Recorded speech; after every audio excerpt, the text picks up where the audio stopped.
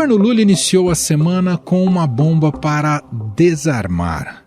Uma bomba para ser votada no Congresso Nacional e que está prestes a explodir o orçamento deste ano.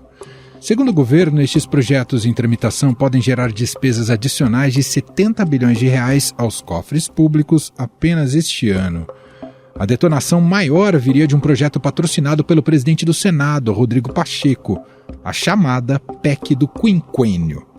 Uma proposta de emenda à Constituição que concede a integrantes do Judiciário o direito de receber um bônus a cada 5 anos de trabalho. De acordo com o texto, a parcela não estará sujeita ao teto constitucional de remuneração do serviço público e será calculada tomando como base 5% da remuneração a cada 5 anos, até o limite de 35%.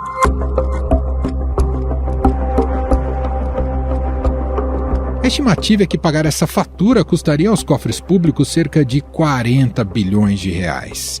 Esses 40 bilhões seriam pagos a somente cerca de 32 mil beneficiados, entre magistrados e integrantes do Ministério Público, segundo um estudo do CLP, o Centro de Liderança Pública. A votação da PEC deve ocorrer nesta quarta-feira.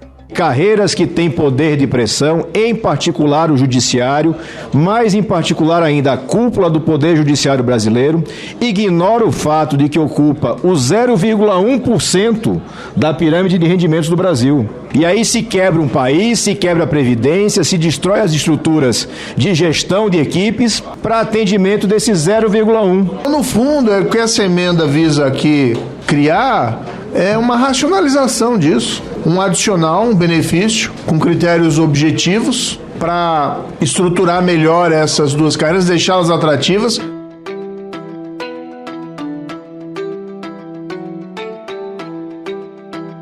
Mas a PEC do Quinquênio é só uma das bombas que estão na mão do Congresso e podem fazer um estrago nas contas públicas. Há também o chamado PERSE, o Programa Emergencial de Retomada do Setor de Eventos. O formato do programa já foi criticado pelo ministro da Fazenda, Fernando Haddad, mas nos bastidores o valor parece já ter sido acordado com a pasta. Muitas empresas foram criadas depois da pandemia, né? Então você tem uma série de inconsistências no PERSE que foram amplamente reconhecidas pelos líderes. E aí fizeram sugestões de como blindar o programa para não haver esse tipo de sangria e trazer para patamares que sejam suportáveis mediante compensações.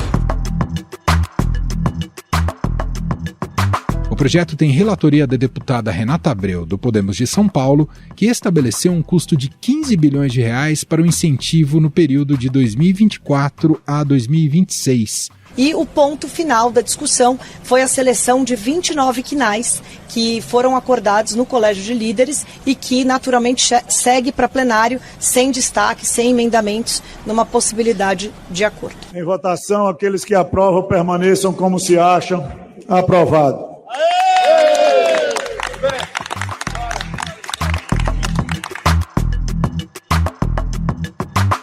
Entre as pautas que geram preocupação está também a desoneração previdenciária de municípios.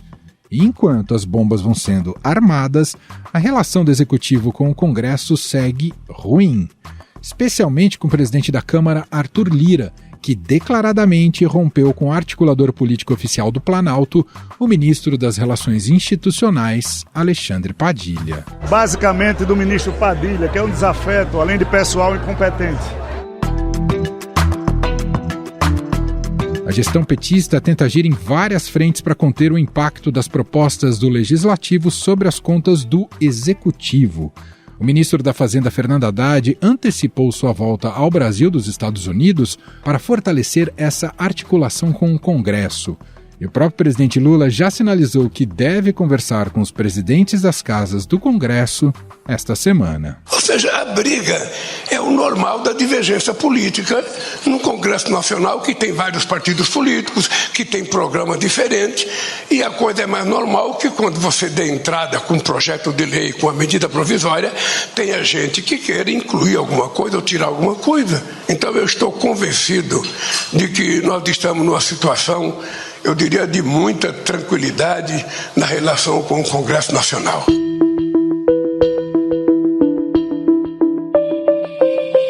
Entretanto, essa batalha para manter o equilíbrio fiscal fica a cargo do ministro Haddad, que nada contra uma corrente de declarações de Lula. A última foi nesta terça-feira, quando Lula criticou o foco em superávit primário, enquanto o governo é criticado por não apresentar um plano de corte de despesas para conseguir equilibrar as contas públicas. Aqui no governo federal é muito desagradável, porque tudo que você faz é tratado como se fosse gasto. Não é possível.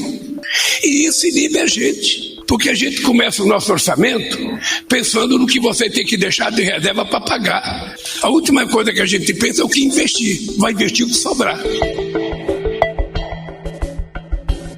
Também na terça-feira, Lula disse que o governo prepara um aumento de salário para todas as carreiras. O presidente defendeu a greve dos servidores públicos, mas indicou que os aumentos salariais não devem atender totalmente a demanda dos trabalhadores. E para entender como essas e outras pautas no Congresso podem impactar as contas públicas, eu converso agora com o professor de Economia do IBMEC Brasília, Renan Silva.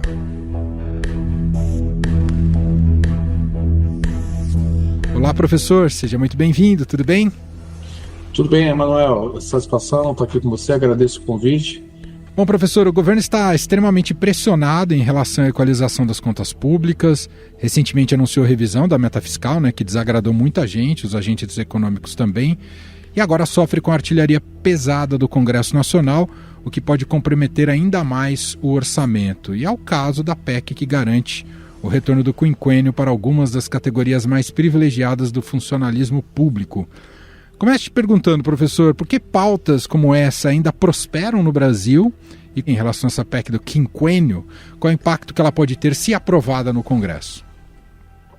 Olha, eu vejo assim, no Brasil a gente tem um desequilíbrio, que parte assim daquele desenvolvimentismo, o eterno desenvolvimentismo. Então a gente tem um histórico muito ruim em relação a isso, que vem já de muito tempo, O JK foi assim, o governo militar também foi assim, no primeiro governo Lula também foi assim, só que foi via consumo, na verdade, onde teve a alavancagem ali da dívida das famílias, ou seja, o Estado ele se coloca como o indutor da economia, e isso, ao mesmo tempo que ele tem os louros de ser o indutor, de ter o poder econômico, também acaba assumindo todos os riscos pelos possíveis erros que ele comete.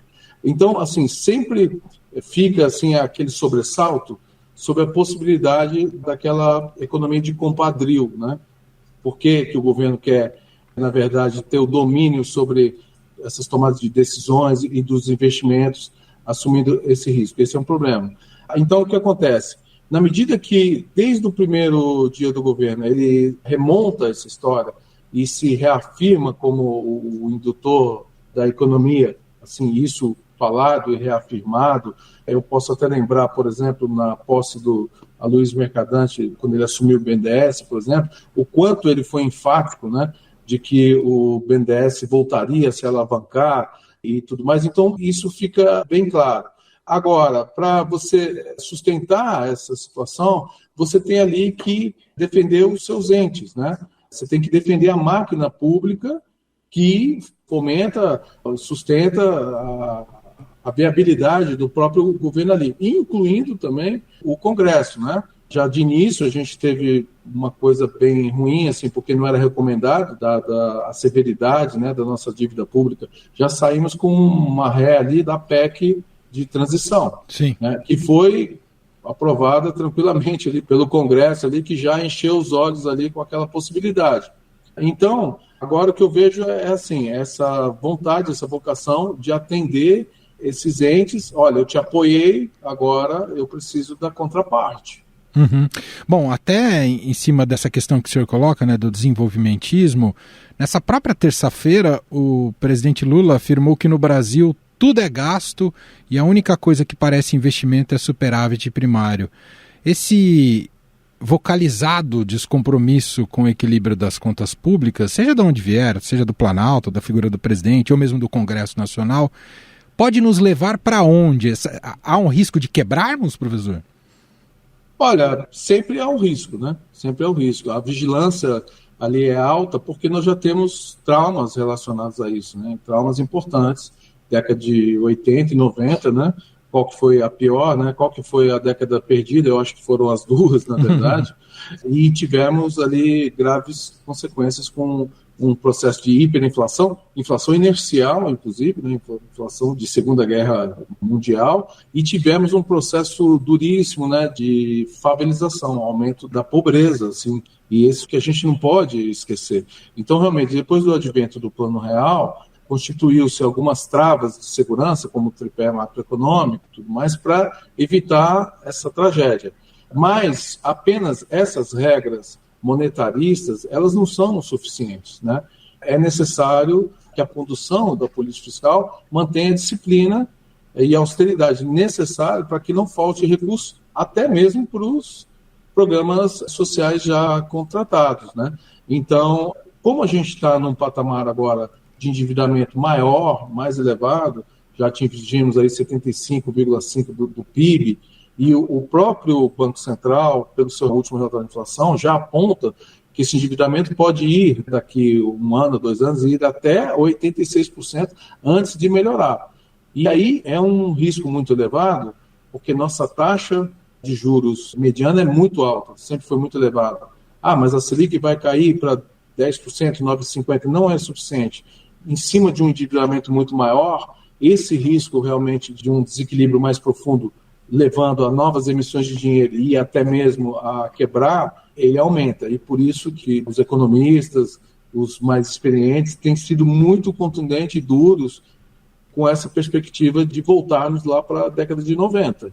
Professor, há uma crônica dificuldade, e como o senhor até destacou, com raízes históricas, há uma crônica dificuldade em cortar na própria carne.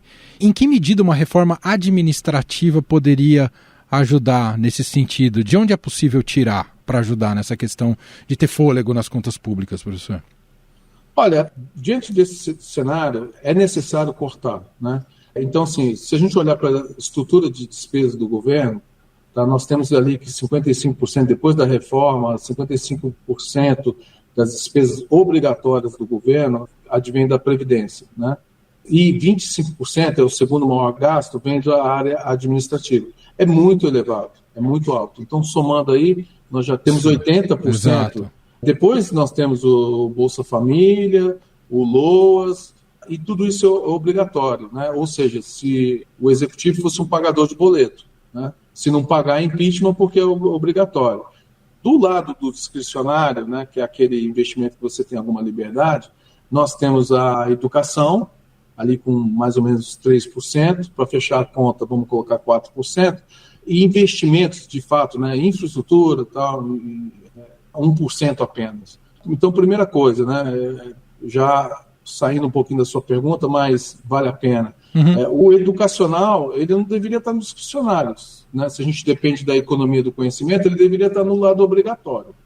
E da onde você tiraria para você sustentar esse investimento, de fato, em educação, para nos tornarmos mais competitivos, para fazer frente aos asiáticos e etc., né? É claro que você precisa enxugar a máquina e logo olha-se para o administrativo. Então, há bastante espaço. Aí sim vem aquela dura crítica que o administrativo não deveria estar no obrigatório, no discricionário.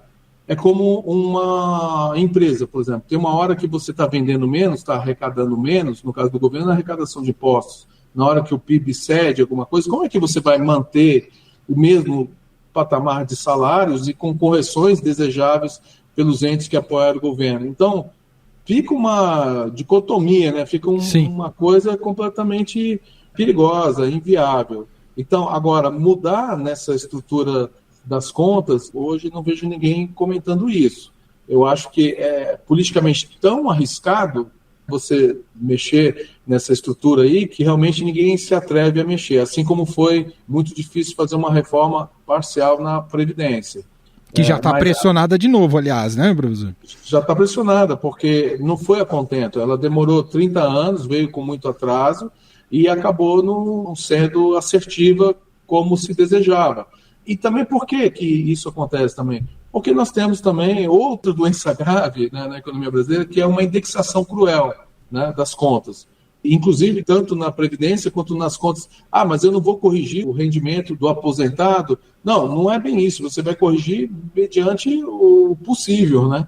Agora, se você simplesmente infla os salários, né, o poder de compra ele não sobe, não. Isso não é verdade, né? O poder de compra ele sobe com a valorização do dinheiro, do seu poder de compra, com a inflação controlada, com juros controlados.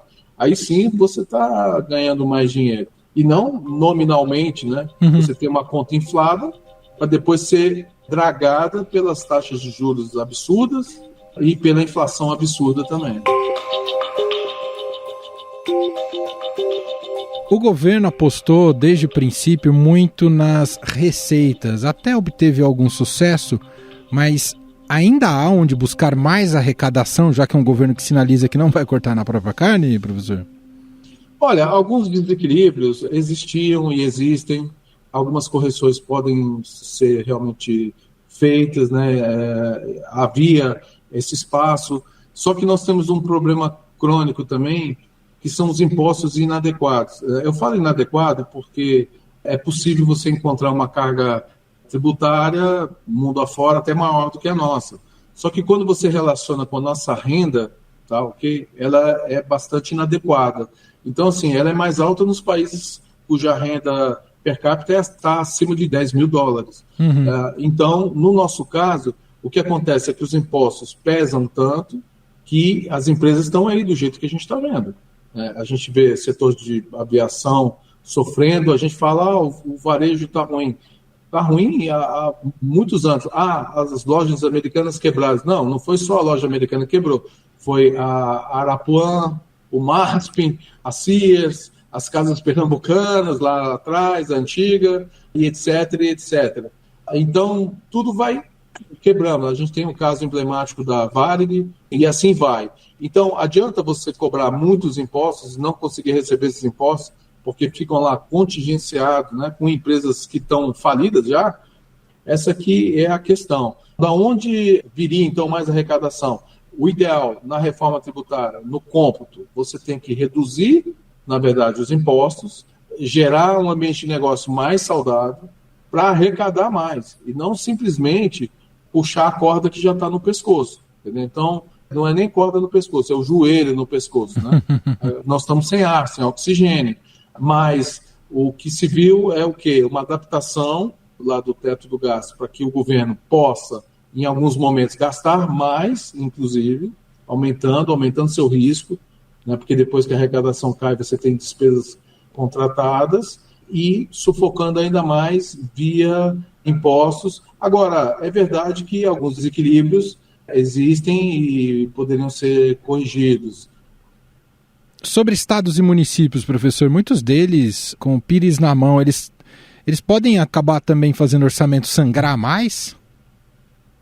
Também é um caso muito parecido, né? É um case replicado, né? O que acontece no federal acaba acontecendo também nos estados e municípios. Até porque, só para acrescentar uma coisa, muitos casos, que a gente já viu essa cena dezenas de vezes na história brasileira, eles vão recorrer ao Congresso Nacional, que vão buscar maneiras de socorrê-los, não é? Perfeito, porque, né, você tem ali os repasses sendo controlados pela federação e o dinheiro está lá, então tenta se equacionar por ali.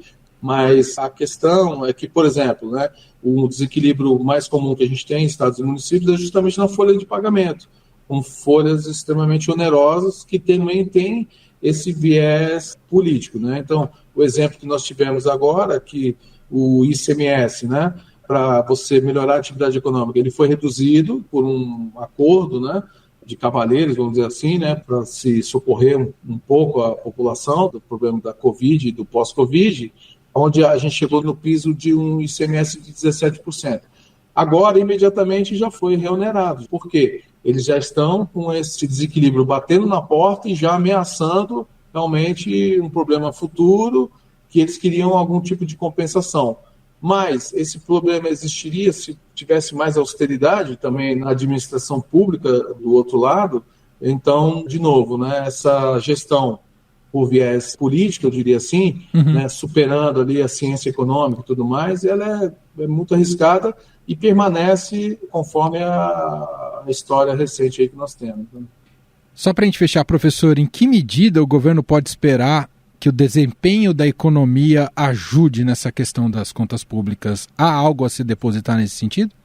Olha, nós temos aí algumas melhorias que a gente vem observando depois de tivemos mais uma década perdida, né? Então é natural que você tenha ali uma atividade melhorando, né? Então você tem agora um espaço, realmente, um juro real aí muito alto, mas um espaço para cair os juros, ameaçado, claro, né, por esse novo desequilíbrio fiscal, como você comentou, mas a gente tem algum espaço, a gente já vê ali, né, o emprego melhorando, de fato, a renda também melhorando. O que pesa hoje muito na conta é o endividamento da família, e é isso que eles esperam muito equacionar. Agora, equacionar via subsídios ou programas especiais também é perigoso. 60% do PIB advém do consumo das famílias, quando você monta ali a conta, historicamente, né? Uhum. Então, o que acontece? Como a família está extremamente endividada em patamares recordes, já era patamar recorde ali em 2016, 2017, no fim do período Dilma, ok? Mas com a Covid houve um buster, né? Quer dizer, um agravamento e entrelacou o consumo, e por isso a gente tem uma dificuldade de crescer muito grande. O governo, na contraparte, quer, até de uma forma assim, com muita ansiedade, de novo, né, fazer um desenvolvimentismo via consumo, isso é muito evidente, como foi de 2013 e 2010. Despejar crédito. Despejar crédito. Alguns números ajudam, né? Então, por exemplo, ali em 2003, o crédito no Brasil representava 15% do PIB. E depois, lá em 2010, já era 55% do PIB. Só que com uma taxa de juros no cartão de crédito de 470% ao ano. É como se jogar os cordeiros aos lobos, né? Essa é a questão. E agora tenta desarmar essa bomba também forçadamente, né? Que deveria ser desarmada via crescimento, via emprego. Então, por exemplo, temos esse programa, né? O Desenrola, agora tem o Desenrola da pessoa jurídica. Tudo isso é válido, mas isso tudo vai pesar na conta do governo também, como impostos invertidos, né? Subsídios ou esquemas de subsídios pontuais. Muito bem, nós ouvimos aqui a análise de Renan Silva, professor de Economia do IBMEC Brasília, gentilmente aqui atendendo a nossa reportagem. Muito obrigado pela conversa, professor, e até uma próxima. Eu que agradeço, Manuel, foi uma grande satisfação e eu fico à disposição para uma próxima vez. Estadão Notícias. E este foi o Estadão Notícias de hoje, quarta-feira, 24 de abril de 2024. A apresentação foi minha, Emanuel Bonfim. Na produção, edição e roteiro, Jefferson Perleberg, Gabriela Forte e Bárbara Rubira. A montagem é de Moacir Biasi. Escreva pra gente no e-mail podcast@estadão.com. Um abraço para você e até mais.